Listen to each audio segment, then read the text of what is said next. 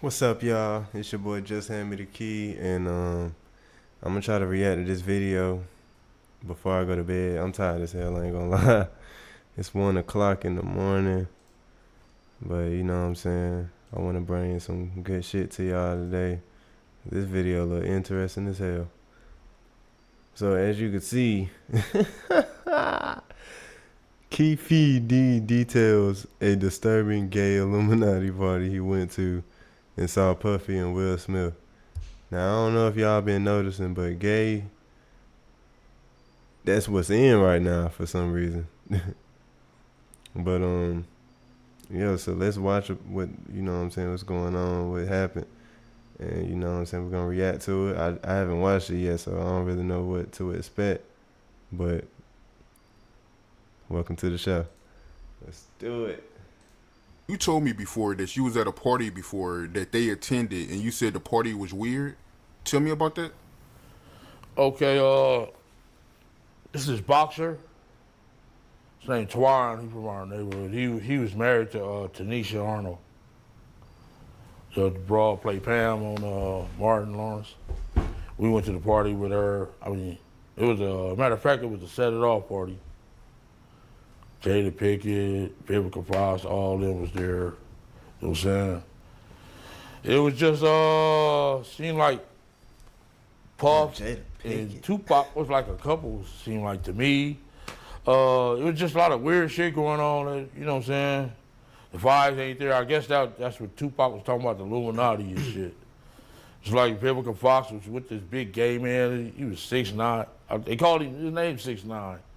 He had the red hair with a big old booty and shit. Nobody was gay and I'm over. What the fuck is going on here? It's just a lot of weird shit, dude. You know what I'm saying? That shit, it ain't right. You know what I'm saying? I guess that's what Tupac, I guess he wanted to get up out of the Illuminati or something. But I seen her there. That, matter of fact, MC Light pulled off with Tanisha Arnold. You know what I'm saying? In her brand new 560, black one. Yeah, that shit weird, dude. Yeah, that's some weird ass shit going on, you know? Yeah. And what was Tupac doing at the party, yo? Him and Puff was there together. They was there, you know what I'm saying? That's why I don't know how they. For those of y'all that don't know, Puff is P. Diddy. They fucking fell out or nothing like that. They was road dogs, you know what I'm saying? They ain't even got pictures of him. He got on that blue sweater with the turtleneck, him and him hugged up like this with the black hat. Have you ever seen that picture? Nah, I don't recall, but I'm pretty sure I came across it. Yeah. That picture there, that they was at that party that day. Yeah, it's just like a bunch of weird shit. That whole fucking, yeah, that shit weird, dude. Yeah, bunch of, it ain't. You could tell he fucked up behind that shit. Like, he don't even know what to say about the shit. He like, man, I just seen a whole bunch of shit I wish I never had seen. I'm traumatized. I should have never went. I don't know who the fuck called me to go there, but I should have never went. Fucking Puff Daddy, and I don't even want to call that nigga dad. Ain't right. You know what I'm saying? It's weird as shit. I'm not no gay basher or nothing. I mean, none of that shit, but that shit ain't right. You know what I'm saying? That whole party was weirdoed out. Yeah, and it was Jada Pickett. What? You saying that? You saying the whole party? Nigga said Jada Pickett about 7 times. So Jada Pickett, her bald headed ass, she was there doing something too. See, this is wicked, man. It's weird. What did you see at the party that made it weird? I mean, I'm confused. Yeah. I guess it was the Illuminati. It's just weird. I know I wouldn't want to be part of no shit like that. You know what I'm saying? You know, I'm from the old school, dude, and that shit wasn't really tolerated with my generation. You know what I'm saying? Yeah, hate crime. Nigga, the Illuminati the Illuminati one ain't even the group people should be scared about. It's not really you joining the Illuminati. It's really you joining some bullshit ass, gay ass group. Illuminati people ain't doing no shit like that. That's the thing that throw motherfuckers off, bro. Illuminati, if you search up what that shit is, it's literally smart ass motherfuckers that know what they doing when it come down to everything. All this shit. But they want us to be fearful of them by the name because they don't want nobody to ever want to join them. But the thing about it is, if you really know what Illuminati is, it ain't this. This ain't no Illuminati shit. He was at a weird party that he was probably sitting back cooling at, drinking. Yes, but it's more tolerated these days and nothing like that. It's more, you know what I'm saying, more open now, you know what I'm saying? But back then it was kind of fishy, you know what I'm saying? Still kind of fishy, you know, but it's more, you know, out there now. The incident y'all had with Warren G and Kid Frost. Tell me about that, my man. Okay, Kid Frost had gave a party at the House of Blues. One of our big homeboys wanted to go with us, you know what I'm saying? So he went with us and he said, ooh, you young niggas having fun. So one of Kid Frost's homies still on my big homie. What is that? Homies still on my big homie. Yeah. Went with us and he said, ooh, you young niggas having fun. So one of Kid Frost's homies still on my big homie. But he didn't know that he was around, it was maybe about 20 of us. So the dude that socked my big homie, we beat the dog shit out of him. So my big homie, he came to. He like, that's the motherfucker? We like, yeah. And there was 2 security guards had him. This nigga cannot explain no story. I mean, he explained it, but it's like, bro, put some details in that motherfucker. Like, what the hell going on? 2 security guards, what they look like? Black or white? Had the dude that we beat up from Kid Frost entourage. So my big homie, I ain't gonna lie. Dialogue need to put some pictures up. Like, niggas talking, you need to put some pictures up, gang. I don't know who the fuck he talking about. Kid Frost? Now I gotta go search up who the fuck Kid Frost is. knocked that motherfucker out while the yellow jacket, you know, the yellow jackets with the event security, they had the dude. So my homie still knocked him out. Boom! So the dude with the yellow jacket was talking shit. Man, what the fuck is wrong with him? My homeboy knocked out him too. Bam! Like, ooh. So the other one like, bam! Yeah, that nigga, I guess them some big hits. Man, he got back. Little Jamaican dude come up talking shit. Man, you going crazy? My homeboy socked him too. So we went down to get our car for valet. And it was the dude, it's LBC. And he like, what the fuck is that? And he's like, it's Long Beach City Crip. So my homeboy knew this dude was an imposter. You gonna say rolling 20s are insane. You know what I'm saying? You know what I'm saying? You're a real block boy. You know what I'm saying? 19th Street. You gonna say something. Oh yeah, I'm sorry if y'all heard that. Oh, I'm sorry. I know that shit was probably loud. Damn. I didn't expect that to happen. Fuck.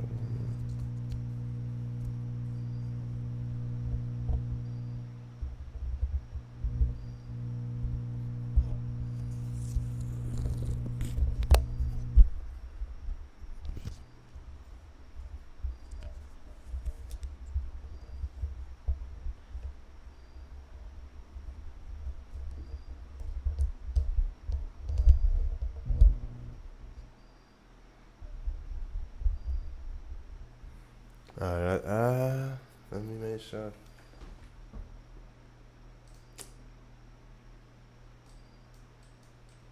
Yep. Alright, we good. I'm sorry about that. Let's do it. A real Crip said, this nigga say he from Long Beach City Crip. My homeboy like, wait a minute. And knocked him out too. So Warren G and them was down there, him and Nigga just Cedric knocking- Wallace waiting on their. Nah, there ain't no way nigga knocking everybody out. Just cause he your big homie. I ain't believing this shit. I ain't gonna lie to you. Nigga just knocking everybody out. Unless that nigga Kimbo Slice. You know what I'm saying? Somebody big as hell, he knocking everybody out, my nigga. For real? Nobody got a gun on them. This the realest goddamn fight I done ever heard of, cause most of the time niggas got guns. Cars. They seen my homeboy get busy like that, so they had left before us, went up to Fat Burgers. So we came, got in our shit. They finally brought our cars to valet. We went up to Fat Burgers. And Warren G and Cedric Sabalas was up there already. That nigga wipe them lips like he remembering that burger. Like, yeah, I had to goddamn wipe my lip. The white sauce got on my lip. Eat they shit and shit. So we came in there. The big homie like, hey, motherfucker. He pointed at Cedric Sabalas. Like, man, you been dumping us for years, mother. I'm losing all my motherfucking money betting on your motherfucking ass. So Warren G was right there. He like, my homie like. He one of them niggas that just be cursing for no reason. I'm sorry, y'all. This shit's stupid. He just one of them niggas that the story ain't even that fire. It's just he cursing the whole time. Like, man, that's a nice ass watch. So he like, he gonna look man, let me try that on. You know what I'm saying? That nigga watch so ugly as hell. By then, my homeboy, somebody got my homeboy attention, and he turned his head. Shit, Cedric Sabalas and what's his name was in the, he was in the Ragtop 500 Benz. This motherfucker like jumped off. I mean, he drove up off the motherfucker. He didn't even pay attention to the curve. He jumped off of the curve instead of using the, the driveway. That shit was funny as fuck. My homeboy like, damn, he almost bust his whole fucking engine block. Yeah, that. Yeah, that nigga choked up. All right, let me.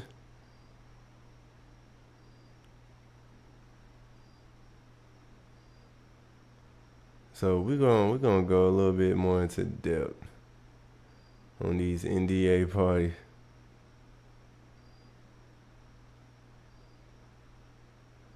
Ooh, Faith Evans talking about that shit. Hold on.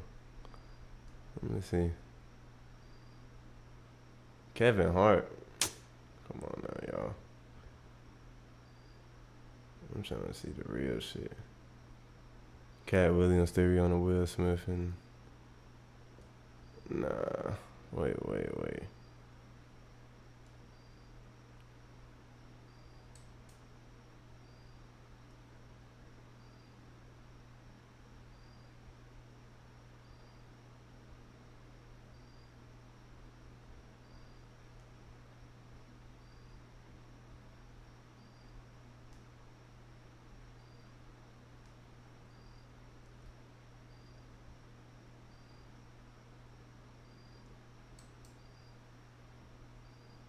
What if recording high-quality content, editing like a pro, and streaming like a star was as simple as hitting record? You are over the age of 35. Stop everything you're doing right now. After a lifetime of eating fatty foods. The rituals, things people got to do, blood sacrifice thing. I don't know if you got into all that, but can you kind of go there, being as though you were in the belly of the beast in the music industry? I've read about all of that. And I only can say my truth, and I ain't even finna watch it because you would think that nigga stuttering, and he talking about he gonna only tell his truth. I want to watch somebody that really knows this shit. Let me see what he know. And so you seen the orgies, you seen the people that was the stars, and the shit that they was doing. In this clique, we wife swap and all this kind of shit. You can fuck my wife and stand there and watch. I had the same principles that most men have until you put in certain situations. We all start with the principles. Depends on what you're facing. So I'm not the judge. But I remember with Flip, I'm staying in Malibu. I'm out of Jersey and New York, and the excitement of that. Now I'm in Malibu, and it's supposed to be the shit, but but I didn't understand that. I'm with a black man that owns his house in Malibu. That's unheard of shit. Flip made it clear. He said, yeah, there's other black people here. Miles Davis is down the street. He's renting. So-and-so, he's renting. I own my shit. But I still didn't get it because I'm young. You know, it's like, this is some boring shit out here on Malibu, the white people left and right, what's going on? So Flip one day looked at me and said, oh, you want to see the shit, huh? I don't know what the shit is, but I want to see something other than Malibu. And he took me to the parties. He took me to the shit to make me understand this is why I don't be around this shit. And so you seen the orgies. You seen the people that was the stars and the shit that they was doing. And the smells and the looks in their eyes. And I was, you know, in my youth, I kept a cutlass on me. And so I know I'm walking around holding my cutlasses because you seen people in states of mind that you never experienced nothing like that. I knew people that got high, but they didn't get high and did the shit that I was seeing. And so after I was exposed to it, Flip took me around it about 4 or 5 times. And then he said to me, you see why I don't fuck with that. Because, you know, you had a group of people that painted their fingernails black. What they call Illuminati now. It was some kind of clique then, and in this clique, you know, we wife swap and all this kind of shit. You can niggas painting their nails. Let's talk about that. There's some niggas in the industry nowadays painting their nails. Like, that's one thing you ain't gonna see me ever do. And if you do see me doing it, I'm a clone, and they got me. But I ain't gonna never paint my nails, gang. That's crazy. I ain't gonna lie. But we know a couple niggas that's painting their nails. Let's just name a few. Lil Yachty. Drake. Like, Drake just came out with some bullshit where his nails was painted. I'm like, damn, Drake. I mean, I knew he was a part of something, but not the Illuminati. He ain't a part of the Illuminati. Who else, goddamn? It's a whole bunch of niggas. We know goddamn, what's that nigga name? It's that gay nigga. He already gay, so you probably, the nigga off of, he was on Adult Swim, Tyler, the Creator. Yeah, there we go. Yeah, it's a lot of niggas. Like, if we, Playboy Cardi, if we search these niggas up, Lil Uzi Vert, you feel what I'm saying? They'll start coming up. Who fuck painting their nails? fuck my wife. I think Juice WRLD even painted his nails. I think XXX Tentacion even painted their nails. Like, they don't went to them parties, man. Stand there and watching, and I seen it. I literally seen all these things, and it was like, okay. And in my youth, I wasn't afraid. I was just gonna say, bro, I'd have been like, I would have been scared. I ain't gonna lie. I would have never wanted to, like, I don't know. I would have been like, why me? Why I gotta see this shit? I don't want to see this. This is wild. But I knew I would have hurt somebody if I was approached. I would have hurt somebody. I think about Flip. You got his famous character Geraldine. Right. Did he, as a, I'm assuming heterosexual black male, did he feel weird about putting on his dress as a woman? I don't know, because I ain't never put on the dress, but I'm sure from his time and the black folks of that time, when you as a black man put on a dress, automatically that's what it was, even if you called it an act. Yep. So Flip was very aware of that. That was his pain during his entire career, wondering if his generation thought that of him. That was his personal pain. Flip died thinking that. Did they really, and he knew at one point, I had said, you know, why are these guys sharing these stories with me? And I was told, because you're going to tell it. Because nobody asked them. That question that you asked me, that never was asked of Flip. The reporters or whatever, they never asked that. Most of your black reporters back in the day, they asked the same questions that white reporters asked. So when Flip explained it to me, he said that Geraldine, one, carried him longer than his mother in terms of his livelihood.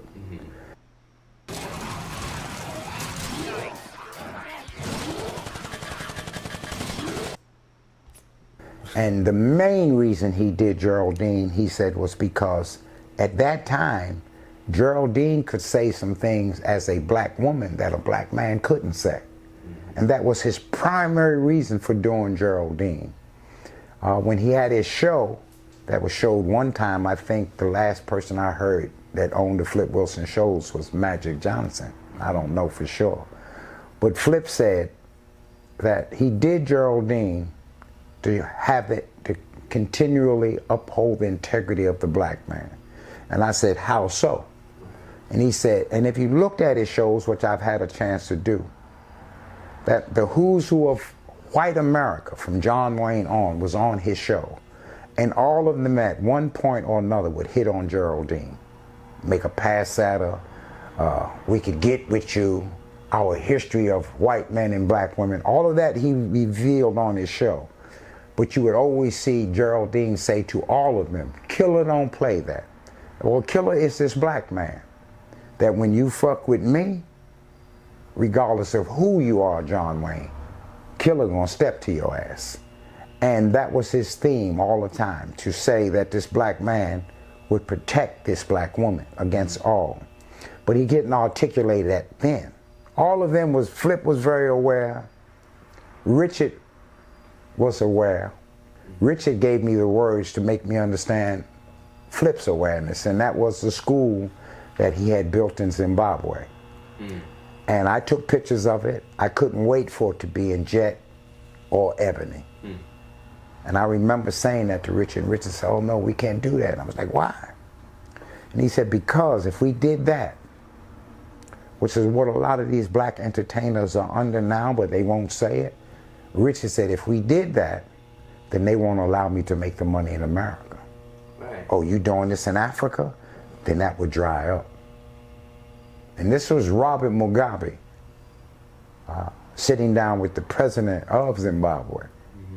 And as a kid in high school, I remember writing about Robert Mugabe and Joshua Nkomo, fighting for, it was Rhodesia at that time, fighting for that liberation. So to be sitting down at the White House, so to speak, in Africa, and Richard was very aware that we can't do that because they will stop it. Well, it's the same with a lot of these black artists today, except that they won't say that. Why can't a Kevin Hart, not that he hasn't, I just don't know, and it's important to know. Why can't Kevin Hart, and if you notice, white people will always let you know, here's what the black artists are making. They never tell you what the white artists are making though. They will always make it a point because they know that self-hatred's gonna come up in you. How come he's not doing more? So Kevin Hart made 59 million this year. But why are you not getting with a LeBron who's doing this for the school by himself? LeBron can't do it by himself because that's his high school. So when you go from high school, and if everybody in LeBron's school are A students, top of the grade, where they going? They're going to white colleges that's going to work in white corporations. So you got to get to high school, you got to get to college, you have to get to corporations too. And you can't do it by yourself. You cannot. The entertainer, as Brother Gregory said, will never be the one to do it because you're the entertainer. You can finance, but you can't do it because your whole focus, your whole energy, your understanding is entertaining. Did you enjoy this clip? Well, you can watch the full interview. Oh, it was a full interview. Damn, I thought that was a full interview. What the fuck going on? And shit, I don't know if I want to watch the whole video. I mean, I probably will watch the whole video, y'all. I ain't gonna lie. He look like he's speaking on some real shit.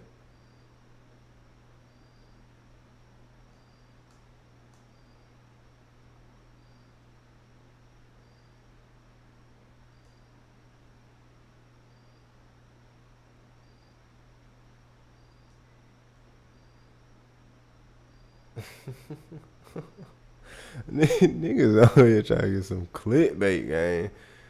Thought he had to sleep with Will Smith. Come on now, I know that's a damn lie.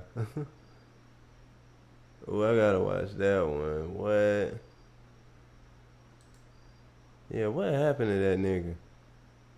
Let's see what really happened to this nigga right here. What if I told you that the majority of your favorite modern day rappers mimic the group Outkast? Never meant to make your daughter cry. I apologize a trillion times.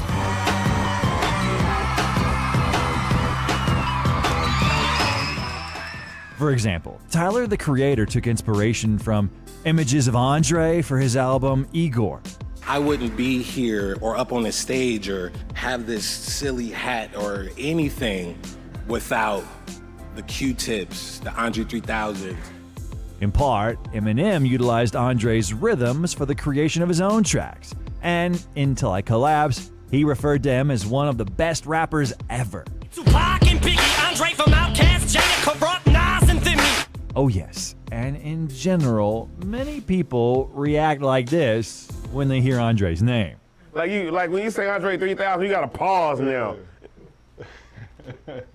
And let's not forget about Big Boy, who inspires many with his lyrical mastery. He can rhyme words that don't rhyme. According to Andre, Big Boy can rap better than him. Laid the girl like Darth Vader, made her from College Park and Fayette, all the way down to Decatur. In 2004, Outkast had already received 6 Grammys, and it would seem as if everything is going according to plan.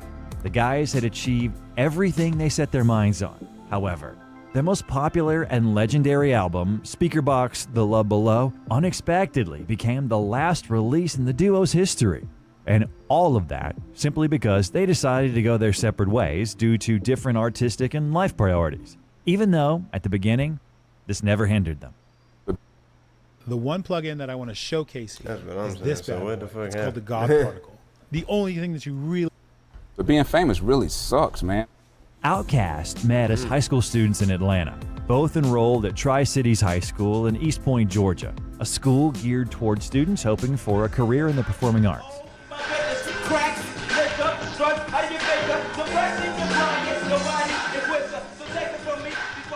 They stood out from the other students, they recalled, initially because of their unusually preppy clothing choices. It was music, however, that cemented their early friendship.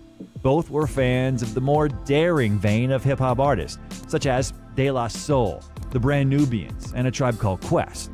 They also loved 1970s funk from the likes of George Clinton and Sly and the Family Stone. Big Boy and Andre began writing their own raps, which they turned into mixtapes. They initially named their outfit 2 Shades Deep, but learned it had already been taken by another group. They renamed themselves the Misfits, which they also discovered was being used. Looking up misfit in the dictionary, they found the synonym outcast and decided to use that, but keep the dictionary's phonetic K spelling. Well, we was trying to think of a word, to describe us as the people, and that's daily, every day, outcast. Since you born, you're outcast. Dre and Big Boy admitted later to having a bit of a wild streak as teens, and Andre dropped out of Tri-Cities High after his junior year. Their ambitions were strong, however, and they looked for a way into the music business. At that time, the Atlanta scene was quickly growing. Back then, TLC and Criss Cross were already at the forefront of the entire hip-hop industry. The real spirit and sound of the city was yet to be heard. In a basement in southeast Atlanta, Sleepy Brown, Ray Murray, and Rico Wade had joined forces to create and produce music. They called themselves Organized Noise. Eventually, LaFace Records found out about them, and the guys began writing beats for the label. However, they needed to find rappers. As Rico Wade recalls, when he worked in the cosmetic department, one girl said that she knows 2 guys from school who can rap. In the end, they met up with Andre and Big Boy, who were around 15, 16 at the time. After the teenagers finished rapping, Rick understood that this is exactly what they need. In 1993, but no, it's 1994. See, I am thinking in the notes to all you hoes, y'all know. I used to go to SWD and I got my gat for the niggas who wants to trouble me.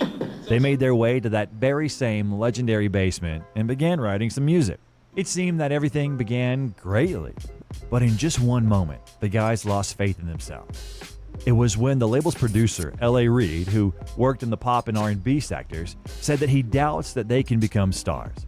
Sure, they had cool lyrics, but he didn't see any personality or unique style in them. The guy started thinking that Perhaps they started all this in vain. However, Dre and Big Boy kept going regardless, and they became even better. Organized Noise urged them to become unique, and it worked out for them. The next time Reed heard them, he understood that this is what was needed, and he said that Outkast finally sounded unique, not anything like West or East Coast. The label finally offered them a contract. Then Reed called them up and said that they have a Christmas album lined up. And Big Boy was like, WTF, we're rappers. Why on earth will we rap about Christmas? And so they made a song about how Christmas doesn't come in the hood. The track that helped put them on the map is Players Ball. The song began playing on the radio. Hallelujah, you know I do some things much different than I used to, 'cause I'm a player, doing what the players do. After the success of Players Ball, the guys began diligently working on their debut album, which was called Southern Playlistic Cadillac Music. Time and time again, see I be thinking about that future. Back in the day when we were slaves, I bet we was some cool ass niggas. At that time, East and West Coast sounded more or less the same, which is precisely why music from the likes of Outkast stood out very much. The album was very well received by music critics and fans alike. This marked the birth of South hip-hop.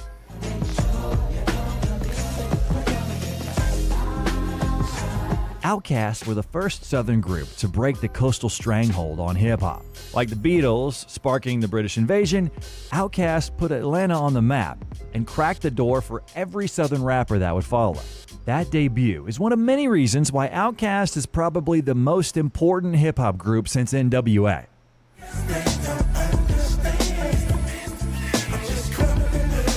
And then the sinister and tragic Source Awards of 1995 happened, from which we have a separate video about. At that time, no one took South rap seriously. Radio hosts from New York said that they were country and that they would not play their music. Obviously, this seriously upset the protagonists of our video. In short, when they scored a victory in the Best New Rap Group nomination, Big Boy was composed and tried to be cool about it. Goody Mob in the house, you know what I'm saying? Want to say what's up to New York, you know what I'm saying? Because we from down south, you know what I'm saying? There's New York up in this, you know what I'm saying? Are y'all in here? You know what I'm saying? This y'all city. Then there was Andre, who was a little too emotional and spoke out, saying, I'm tired of folks, you know what I'm saying? The closed-minded folks, you know what I'm saying? It's like we got a demo tape and don't nobody want to hear it, but it's like this, the South got something to say. That's all I got to say.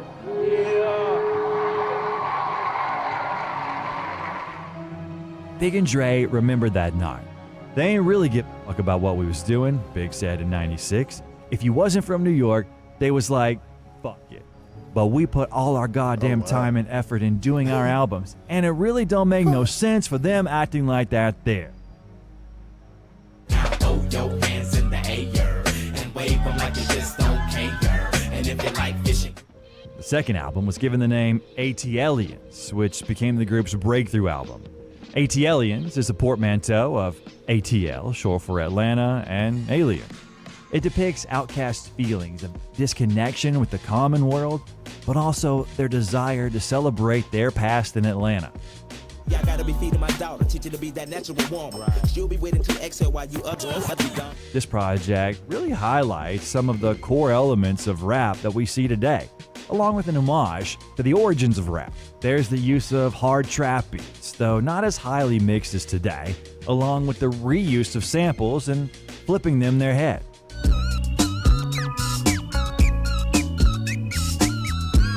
They learned a lot about production from Organized Noise, which is why, starting with this album, they began working on some tracks by themselves. The duo produced 5 of the 15 cuts, including ATLiens and Elevators, Me and You. Oh damn, this video long as fuck, y'all. I ain't gonna watch that shit. That's a long ass story about nothing.